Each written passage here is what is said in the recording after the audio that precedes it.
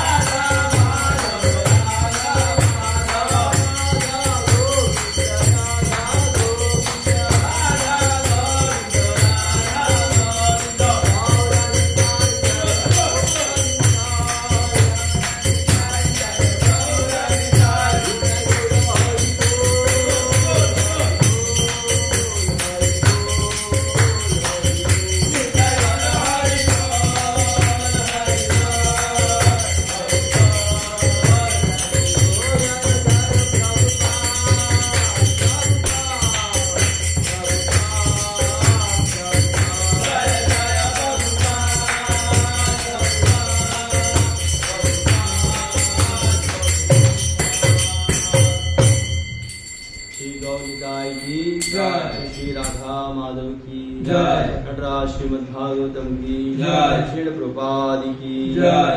ISKCON पौंडराचार्य Srila Prabhupada की जय। वर्तमान इस्कॉन आचार्य भक्त वृंद की जय। निताई गौर प्रेमानंदे हरि बोल। ओम नमो भगवते वासुदेवाय ओम नमो भगवते वासुदेवाय।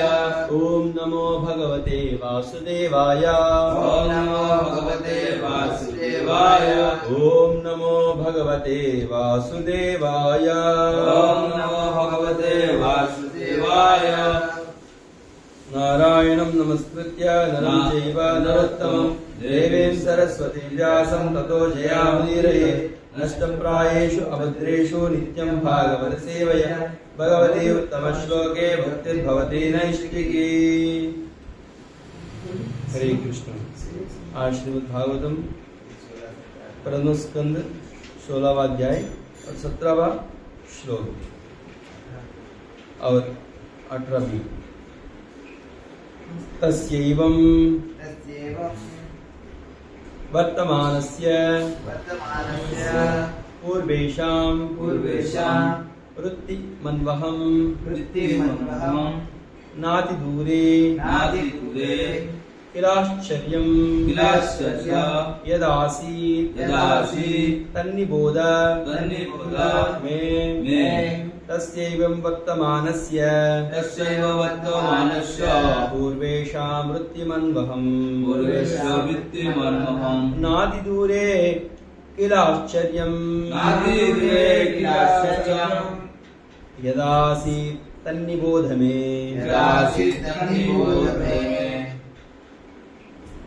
इसका अनुवाद इस प्रकार है।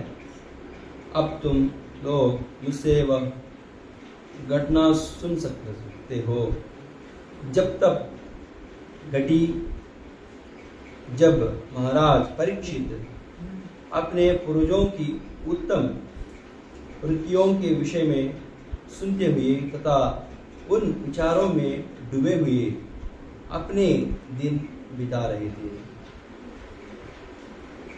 और 17वां श्लोक 18वां श्लोक धर्मः पदैकेन चरन् विच्चाया अमुपलभ्य गां पृच्छति स्म अश्रुवदनां विवत्सां इव मातरम् धर्मः पादैकेन चरन् धर्मः पदैकेन चरन् विच्चायाम् उपलभ्यगाम् विच्चायाम् उपलभ्यगाम् पृच्छति स्म अश्रुवदनां पृच्छति स्म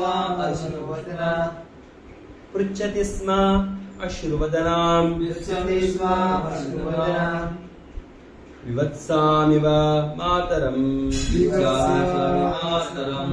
विवत्सामिव मातरम् बोलिए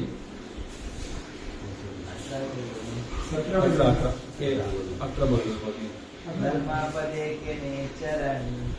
धर्मः पदैकेन चरन् इच्छयाम् उपलभ्यगाम्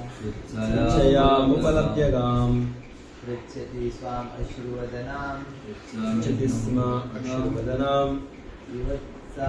विवत्सामिव मातरम्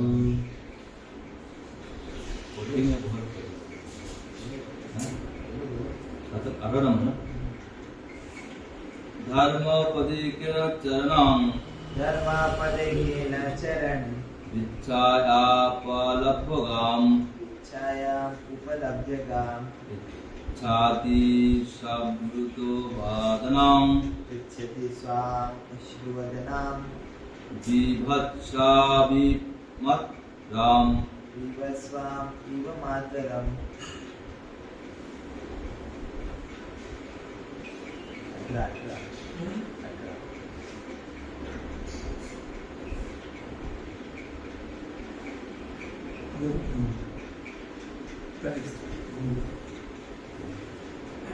धर्मः पदैकेन चरन्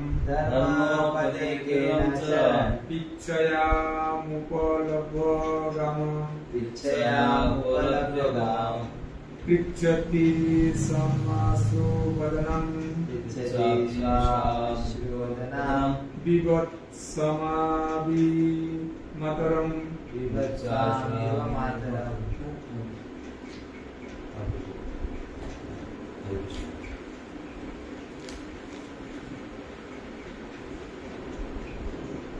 इसका अनुवाद इस प्रकार है।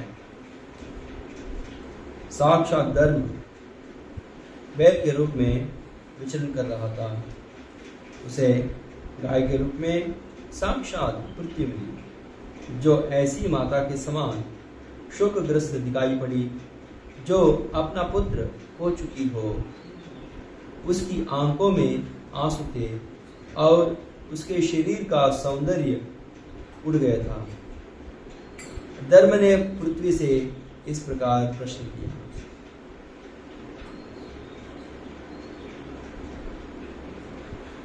तात्पर्य प्रभुपाद जी के द्वारा, बैल नैतिक सिद्धांत का प्रतीक है और गाय पृथ्वी की प्रतिनिधि है।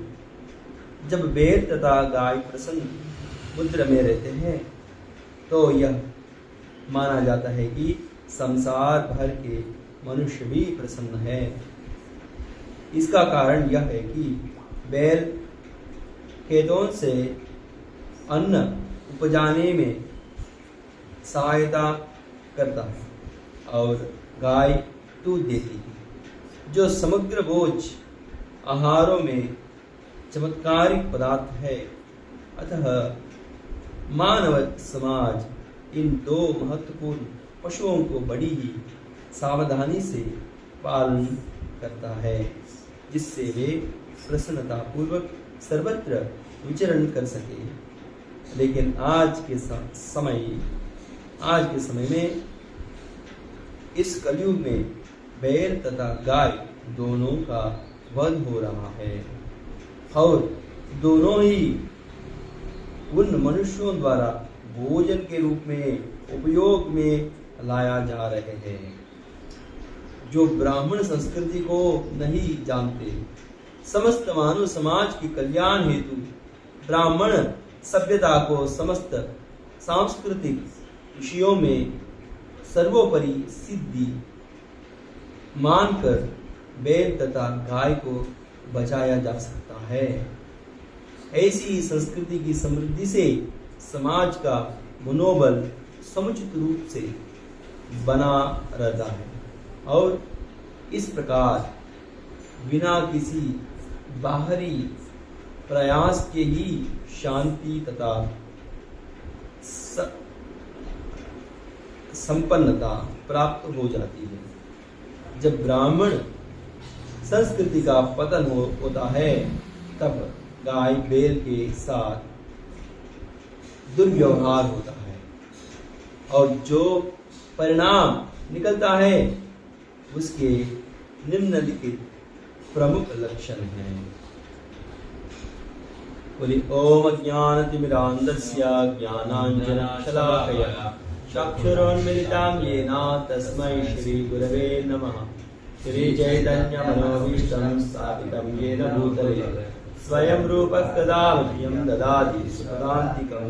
वन्देऽहं श्रीगुरुश्रीयुतपदकमलं श्रीगुरुन् वैष्णवांश्च श्रीरूपं साग्रजातं सागर रघुनाथान्वितं तं सजीवं साद्वैतं सावधूतं परिजनसहितं कृष्ण चैतन्य देवं श्रीराधा कृष्ण पादान् सागर ललिता श्री विशाखान्वितांश्च। हे कृष्ण करुणा सिन्धो दीनबन्धो जगत्पते गोपेश गोपिका कान्त राधा कान्त नमोस्तुते। तप्त कांचन गौरांगी राधे वृंदावनेश्वरी वृषभानुसुते देवी प्रणमामि हरिप्रिया। जय श्री कृष्ण चैतन्य प्रभु नित्यानंद श्री अद्वैत श्रीवासादि गौर भक्तवृंद। हरे कृष्णा कृष्णा कृष्णा हरे हरे हरे राम राम राम हरे हरे।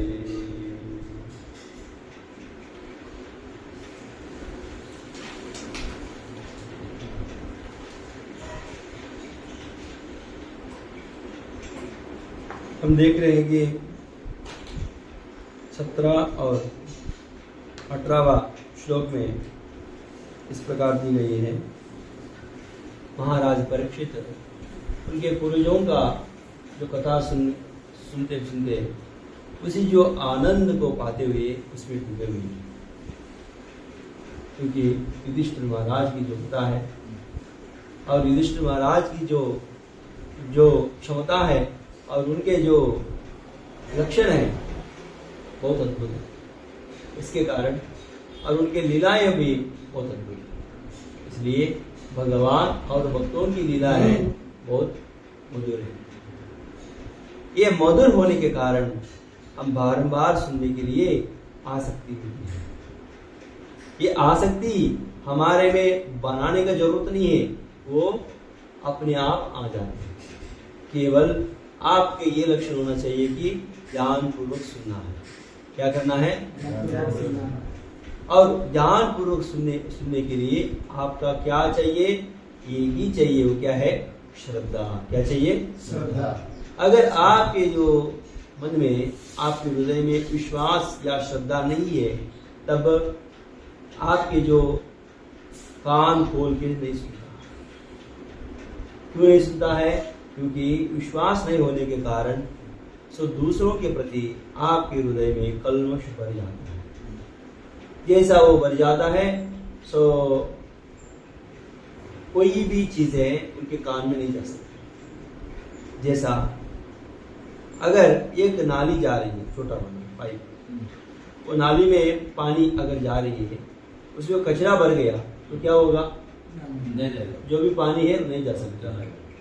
सो उसी ठीक प्रकार हमारे जो ये कर्ण रंध्र का जो नाली है, क्या करती है? जो भी सो सुंदर मधुर चीजों को अंदर लेके जाके हमारे हृदय में वो पहुंचाती है।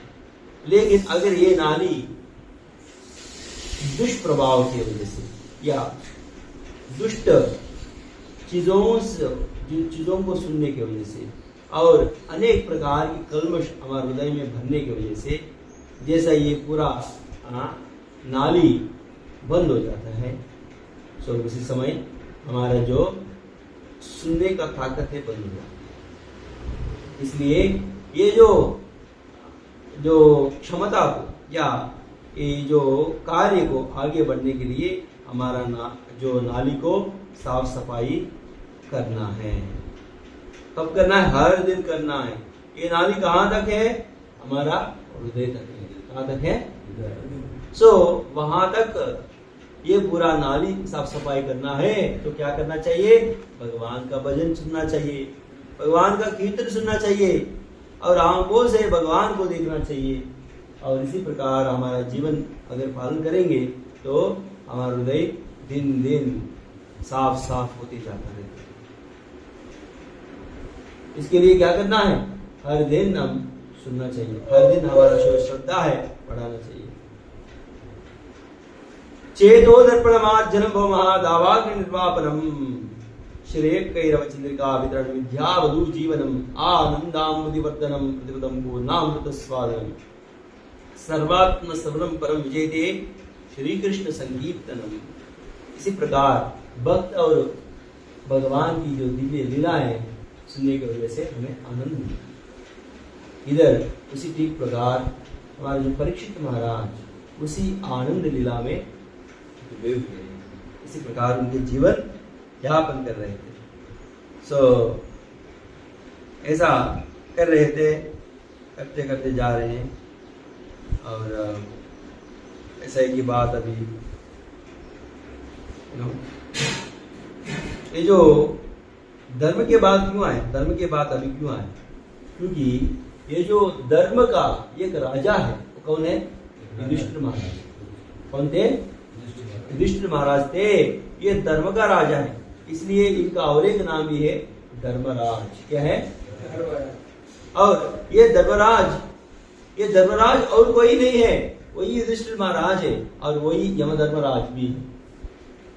सो यमधर्मराज का एक अंश होने के नाते वो धर्मराज भी है। और इनके जो जीवन से हम पता चलता है कि कैसे हम धर्म पालन करना चाहिए। आपको पता है, हालांकि वो अंश है हो सकता है यमधर्मराज का, लेकिन और एक अंश गोलोक से भी आया है। वो और कोई नहीं है, कृष्ण का एक सखा है, फ्रेंड। इसके कारण यमधर्मराज भी सीखते हैं उनसे। अरे क्या बात है, आप क्या धर्म पालन करते हो? आपसे भी सुनने के लिए स्वयं यक्ष रूप में आके प्रश्न पूछे। युधिष्ठिर महाराज जी से प्रश्न पूछे थे। यक्ष प्रश्न करके आज भी सभी सनातन संस्कृति में चल रहे हैं। हम समझ सकता है कि कितना महत्व है। यमधर्मराज भी ये जो धर्मराज युधिष्ठिर महाराज जी से सुनना चाहते हैं, ये क्या है धर्म। उसी प्रकार यक्ष प्रश्न के द्वारा प्रश्न पूछ के धर्म का जो महत्व पूरा दुनिया को बताया। ये है धर्मराज युधिष्ठिर महाराज जी का जो प्रख्यात है, ये जो धर्मराज है उनके साथ स्वयं भगवान सेवा करने के लिए तत्पर है। स्वयं भगवान कृष्ण सेवा कर रहे हैं। एक बार नारद मुनि ने कहते हैं कि हे धर्मराज, आपकी जो भाग्य है क्या है, पता है क्या? नहीं, मेरा भाग्य तुच्छ है, क्योंकि देखो आप इतना अच्छा लीला बताए। ये जो प्रहलाद महाराज जी का, ध्रुव महाराज जी का, इतना बचपन में भी वो भगवान का नाम स्मरण कर रहे हैं। बचपन से ही ये लोग भक्त है, हम तो अभी भी भक्त नहीं हुआ। इसी प्रकार उनके जो धैर्यता प्रकट किए थे, विनम्रता प्रकट किए थे, इसके कारण जो गुरु का एक आचार्य है नारद मुनि, उन्होंने कहा, हे युधिष्ठिर महाराज, आप ऐसा सोचो मत, क्योंकि आप इतना अच्छा भक्त हैं कि आपके साथ भगवान हमेशा है। आपके घर में इधर उधर घूमते रहते हैं, आपके साथ रहकर आपको सेवा भी करते हैं, आपको पैर भी छूता है। देखो भगवान स्वयं कर रहे हैं। और आपके लिए आपके जो कोई संदेश भेजना है तो संदेश भी भेज रहे हैं। आपके जो संदेश जाके दुर्योधन को बताया, वो दुर्योधन जैसा मूर्ख को देखने की जरूरत ही नहीं भगवान को, लेकिन फिर भी सेवा कर रहे हैं। ये है आपका जो ख्याति। न केवल ये है, वो जो आप लोगों के लिए वो सारथी भी बने हैं, और वीरासन में रहकर आपको सेवा कर रहे हैं। सो हमेशा ये ऐसा क्यों, आपको कुछ गलती हो रहा है या कुछ प्रॉब्लम हो रहा है, उसको निकालने के लिए हमेशा तैयारी। सो एक जो रक्षक दल जैसा, एक सिक्योरिटी गार्ड जैसा है, ऐसा कोई हो सकता। अगर हमारा मंदिर में भी एक सिक्योरिटी गार्ड रखना है तो कम से कम 20,000 देना पड़ता है, वो भी ठीक से काम नहीं करता, लेकिन प्रेम से भी नहीं काम करता, इतना पैसा देने के बावजूद भी।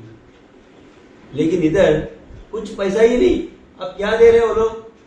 भगवान को प्रेम दे रहे हैं, प्रेम से भगवान को सेवा कर रहे हैं। तो इसलिए भगवान स्वयं सिक्योरिटी गार्ड भी बन गए। इसलिए कहते हैं कि सार जब पारसन सेवना सत्य दोत्या वीराज सुनान गमन स्तवन प्रमाणा। तो इसी प्रकार अनेक सेवा स्वयं युधिष्ठिर महाराज के लिए और पांडवों के लिए कृष्ण ने की। ये महाराज जी का ये जो भगवान और भगवान की जो भक्त का जो निकट संबंध है, ये दोनों का संबंध सुनते ही हमें आनंद आता है। सो इसलिए इधर भी परीक्षित महाराज उसी आनंद लीलाओं में डूबे हैं। इसलिए अभी प्रश्न उठता है कि ये ये जो धर्म का राजा है धर्मराज युधिष्ठिर महाराज के बारे में चल रहे हैं ना, इसलिए कि अभी प्रश्न उठा जो धर्म का प्रश्न क्या है। सो इसलिए आगे जाके धर्म का प्रश्न रहेगा और धर्म का महत्व क्या है और धर्म क्या कर रही है।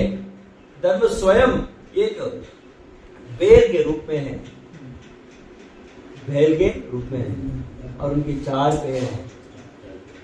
तो स्वयं धर्म जो है बैल के रूप में घूम रहा है। हम देखेंगे तो वो घूम रहा है, लेकिन गाय, ये पृथ्वी गाय बन गई है। सो हम देखेंगे तो पृथ्वी को बैल एकदम हल के द्वारा चलाने की वजह से एकदम ऑर्गेनिक फूड मिलता है, ऑर्गेनिक अन्न मिलता है। ऑर्गेनिक सब लोग बोलते हैं ना, कृत्रिम नहीं चाहिए, सहज। जो सहज मतलब जो है कि जो प्रकृति से आया हुआ, प्रकृति जो दिया है वो अन्न हमको चाहिए। तो ये है बैल के द्वारा चला हुआ, हल के द्वारा आया है ये जो सहज और प्रकृति जो दिया हुआ अन्न। सो ये ऑर्गेनिक है, इनऑर्गेनिक नहीं है। आजकल पूरा अनऑर्गेनिक खाते हैं, हम ऑर्गेनिक खाना चाहिए। सो उसी प्रकार आप ठीक से खाएंगे। और गाय का दूध और दूध से आया हुआ अनेक अमृत तुल्य दही, अमृत तुल्य जो है कि खीर है, इसी प्रकार अनेक चीजें गायों से आया हुआ, सो उसको हम खाएंगे, हमारे जीवन को और कुछ भी जरूरत नहीं है। बस ये केवल दोनों के वजह से हमारे जीवन आनंदमय हो सकती है। ये जीवन है, जीवन सुख भी रहेगा और आप भगवान की लीला सुनने की वजह से असली से आनंदमय हो सकते हैं। आजकल देखेंगे तो पूरा कलयुग में लोग इतना डूबे हुए हैं, ये जो भौतिक चीजों में सब कुछ तुरंत चाहिए, इंस्टेंट चाहिए। इसकी वजह से तो बीमारी भी तुरंत आ जाती है, ये भी चाहिए वो भी आ जाता है। सुख तुरंत चाहिए, दुख तुरंत आ जाता है।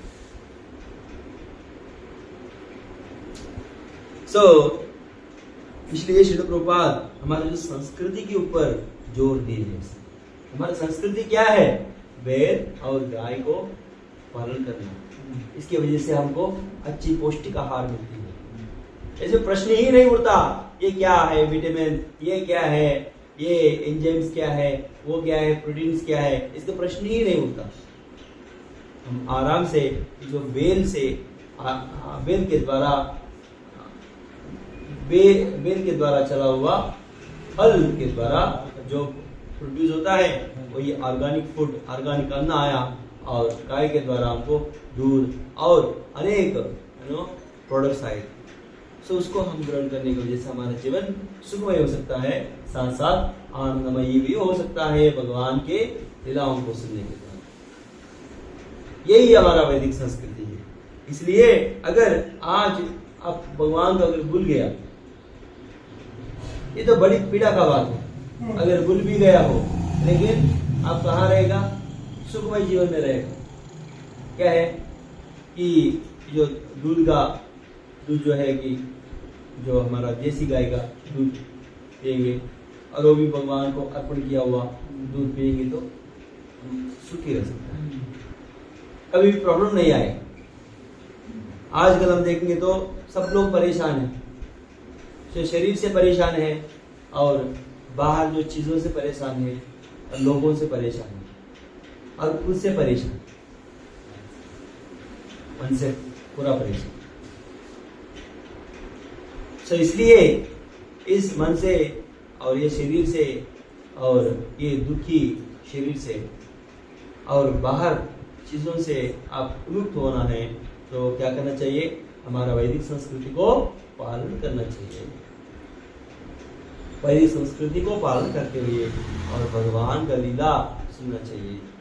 जैसा ऐसा श्रीमद् भागवत हो रहे हैं, वैसे ही हम हर दिन भगवान की लीला सुनते हुए हम आनंद को हो सकते हैं। हरे कृष्णा कृष्णा कृष्णा हरे हरे, हरे राम राम राम हरे हरे। जय श्री प्रभुपाद की जय, श्रीमद् भागवतम की जय, गौ निताई की जय, गौर प्रेमानंदे।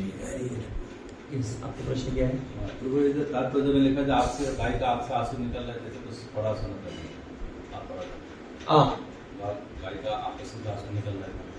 इस आंसू इसलिए निकल रहे कि अभी पृथ्वी का बहुत परेशान कर रहे हैं लोग, पूरा केमिकल डाल रहे हैं। अगर कोई घास को मारना है तो क्या करते हैं? केमिकल डालते हैं। अगर ये जो धरती से हम कुछ निकालना है, जो जल्दी से जल्दी निकालना है, सो हाइब्रिड वैरायटी निकालना है, तो ये जो खेती करा के ये दान अन्न अनाज जो भी है निकालते हैं, ये पूरा कैसे कर रहे हैं लोग? क्या कर रहे हैं? केमिकल डालते हैं। तो इसी प्रकार जो धरती को अच्छी से ये जो गाय से आया हुआ गोबर खिलाना चाहिए, लेकिन इसके बगैर क्या खिला रहे हैं? और वही छोड़ दो, उससे ज्यादा परेशान क्या है कि सब लोग 4 धर्म छोड़ दिया। इसकी वजह से वो गाय जो है, बैल जो है, धर्म के प्रतीक है, 4 पैर वाला। तो 4 पैर को तोड़ के वो लोग क्या कर रहे हैं? धर्म का 4 जो है 4 पैर, सत्य और तप तीसरा दया, चौथा दान।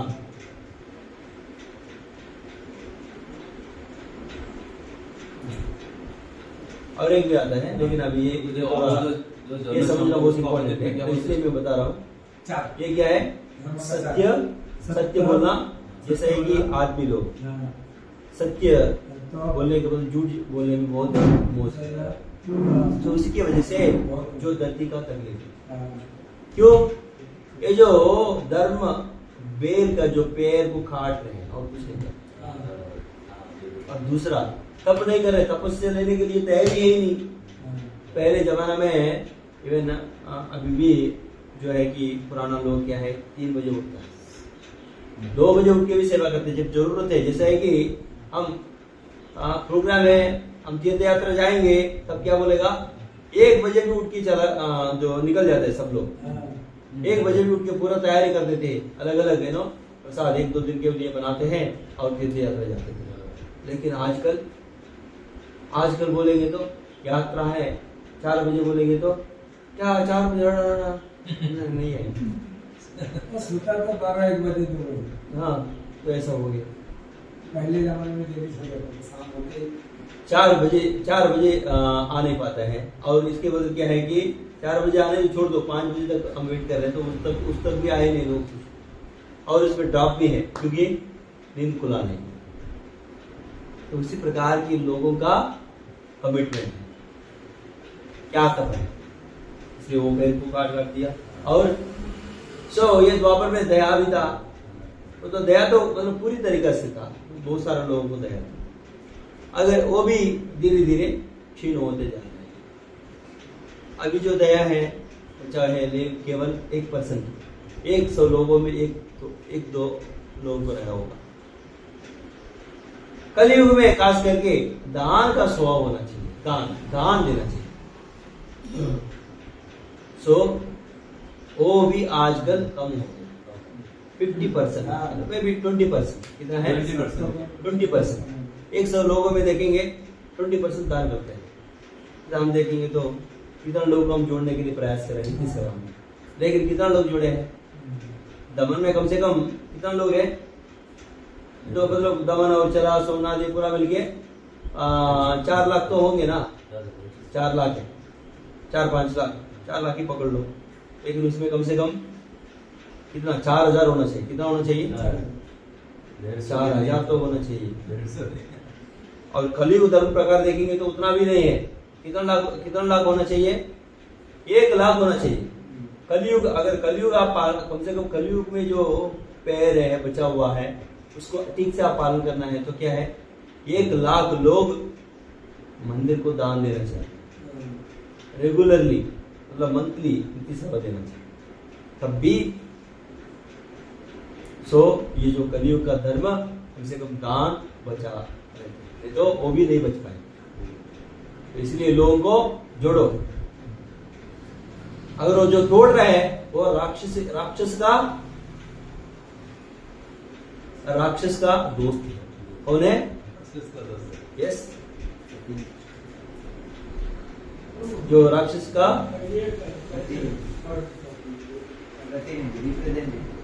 प्रतिनिधि, रिप्रेजेंटेटिव, प्रतिनिधि।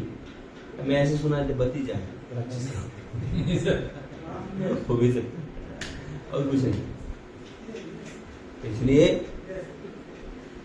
इस प्रकार के लोगों से बचकर क्या है कि हमारा जो कर्तव्य है उसको आगे बढ़ाना चाहिए। ऐसा लोगों से बस दूर रहो और आगे बढ़ाओ। राक्षसों के प्रतिनिधि बहुत है इधर, 80% है, 80% वही लोग हैं। लेकिन अभी 20% लोग हैं ना, अच्छा लोग कलयुग में है लोग, लेकिन वो लोग को पता नहीं। अब जोड़ो, 1 लोग को जोड़ सकते हैं क्योंकि धर्म के अनुसार। अभी इतना तो गिरा नहीं है कलयुग, और उससे भी ज्यादा है। बोलिए हरे कृष्णा कृष्णा कृष्णा हरे हरे, हरे राम राम राम हरे। इस प्रकार धरती का जो आंसू है बंद करा सकते। जय श्रीमद् भागवतम की जय। गौर